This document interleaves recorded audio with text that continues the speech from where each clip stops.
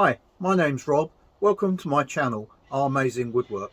In our videos we'll try and share with you tips and tricks of new things that we learn along the way on anything to do with woodwork.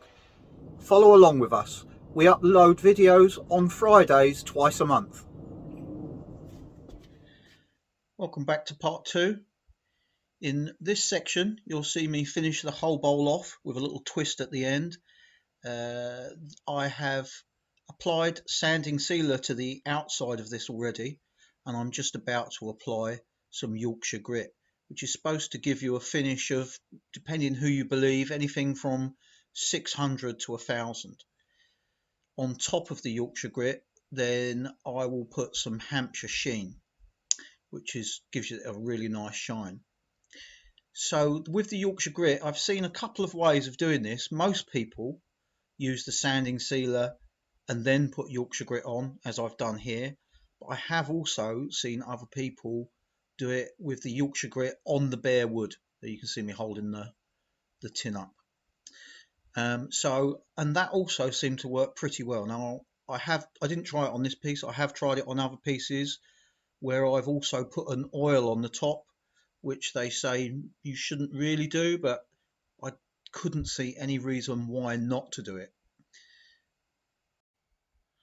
I bought the Yorkshire grit and the Hampshire sheen off of Amazon.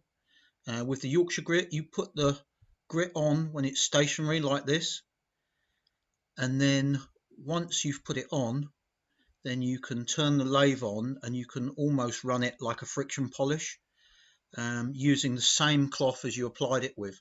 Now, also a lot of people, they say don't use they don't say don't use a cloth, but they use a paper towel. I'm not sure why that is. I don't really see any difference. And so the grit in the Yorkshire grit is supposed to break down as you're buffing it. So it breaks down to an ever finer paste, which gives you an increasingly smoother finish. That's the theory. But it does seem to give you a much better finish overall. I brought my Yorkshire grit and my Hampshire sheen off of Amazon, and that was a good deal. Hampshire sheen have a really good website. They do lots of finishing products and wood turning products that you may be interested in. So if you're interested, go and check them out. It's well worth a visit.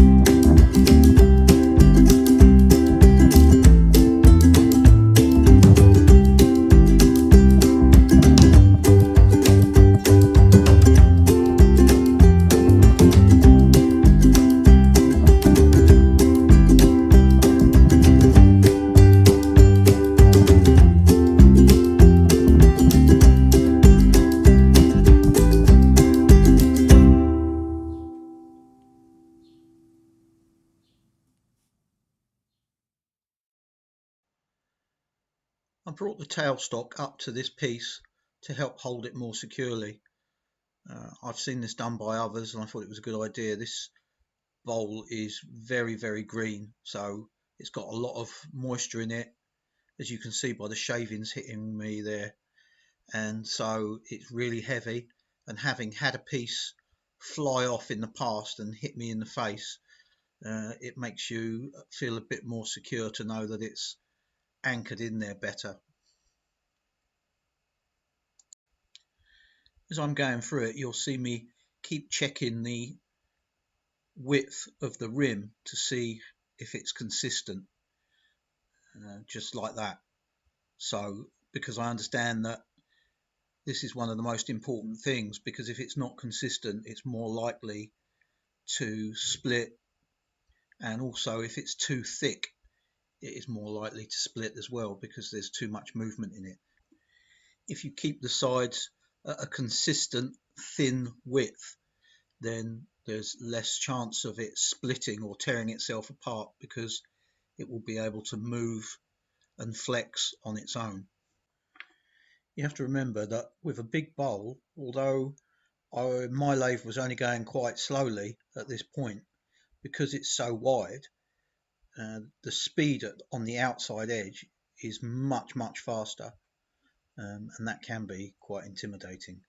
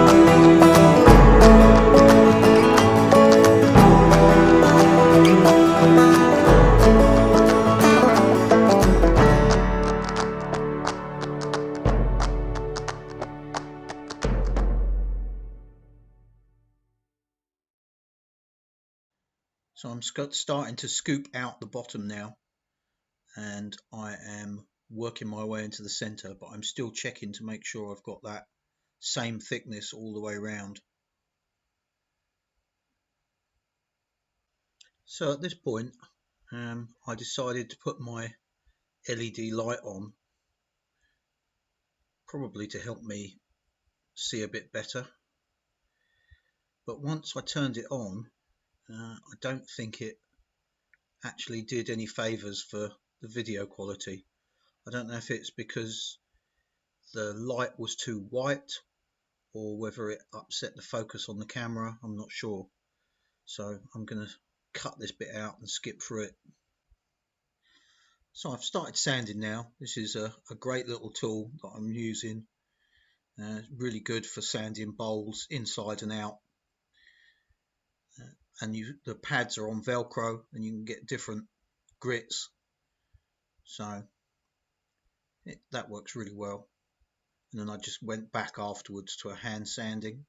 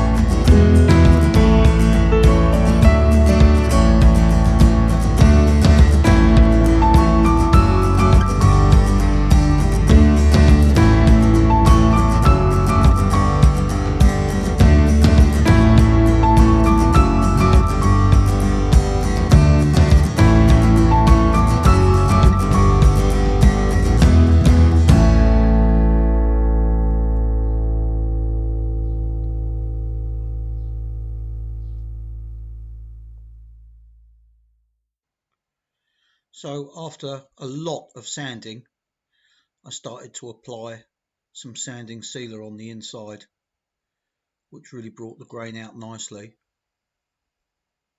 Then I did the same thing as on the outside. I used the Yorkshire grit, and then I had the Hampshire sheen inside. So the whole thing was polished.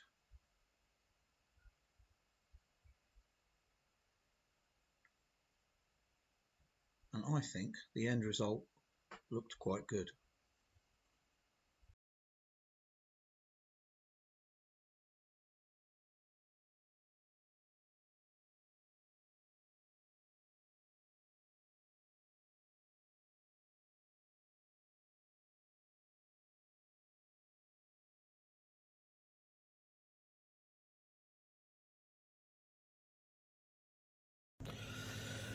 So here's the finished article.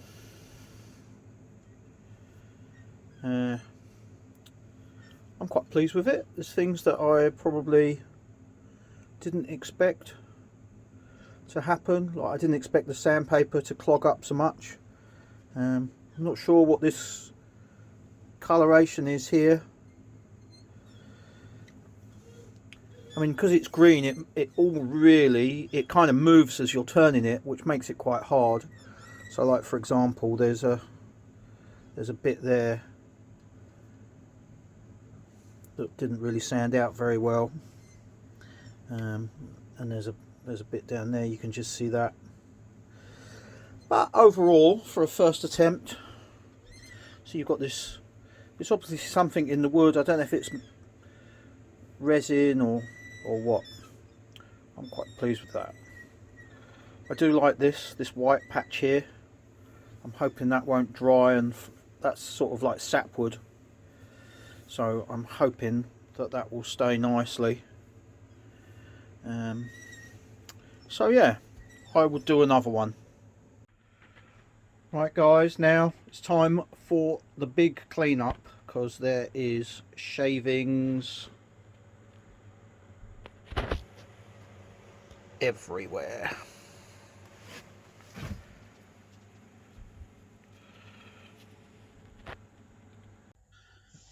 So that bowl was turned on the 6th of March, and so when I finished it was quite late, so this is the bowl in the cold light of day. So you can see the grains come out really nice. There's still some marks in there, and from the side as well it's come out nice, and that sapwood feature on the edge has stayed really good. So I was pleased with the end result. But then moving on a month later. So here's the twist with the red oak bowl. So this is the bowl, but I don't know how well you can see that. It's formed a nice oval, which I'm not surprised about because it was very green when I turned it, so that doesn't surprise me.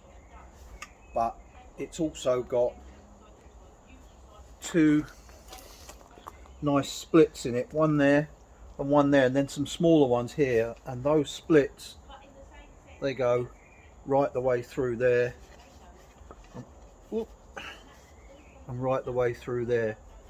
Now there's probably a number of things I can do about that. I have bought some resin, so I did think about filling that with some coloured resin which will hold it together, and that will be fine. So that's one option. I have also got some, like a gel, and you mix sawdust from this, or from red oak, with this gel, and then you push the gel in there, and the gel goes hard, but it goes hard with the colour of the wood, so it makes it look more natural. So I'm not sure what to do at the moment. This is probably about a month old, so these don't appear as though they're going to get any bigger. They've stayed pretty stable. That was the sapwood on the outside. That stayed pretty dry, and it hasn't shrunk back and peeled away, so I'm pleased about that. And I don't know if you can see how it's distorted on the top. It's quite funny, really. I'll get a better shot to show you. So if any of you have any ideas about the best way to fill those cracks, they're only probably about 3 mil across, whether resin would work, then I'd be really interested to know. So thanks for watching. Don't forget to leave your comments and like and subscribe. See you soon. Bye for now.